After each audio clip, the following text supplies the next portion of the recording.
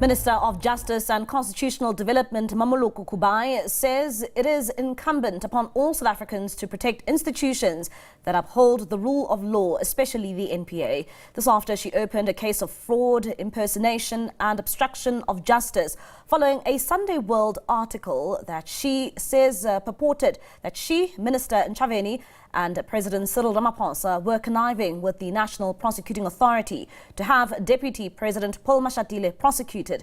Minister Kubayi spoke outside the Brooklyn police station in the east of Pretoria.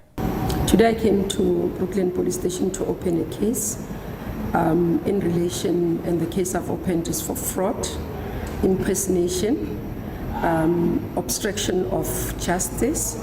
This follows an article in Sunday World today that purported that there are two ministers who are working with NPA or putting pressure on NPA to charge and prosecute the Deputy President of the Republic of South Africa.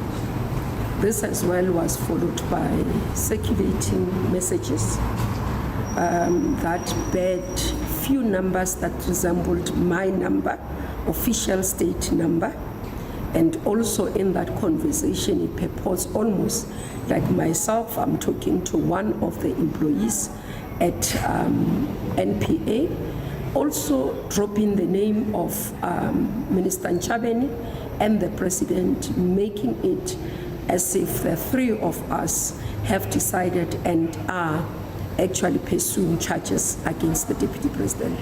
I've done this because it's important for us to protect institutions that are of democracy, but also that are looking at implementing our justice system. One of the critical institutions that must continue to be protected for its independence, that's NPA.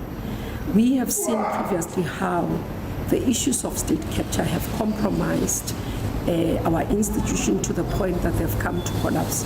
I'm one of those that have committed that will ensure that we rebuild our institutions, but we allow them to function without fear or favor. And that's why it's important for me to open this case, because we cannot allow where in the public domain an impression is given that these institutions are compromised to the point that they cannot do their work. So it is within this context that we emphasize the constitutional obligation that all of us have, including myself, as overseeing the portfolio of justice and constitutional development, that the law must take its course in all the aspects. No one must be above the law, but more importantly, no one, including myself, must interfere with the law institutions or institutions that are meant to do their work, whether it's for or against an individual.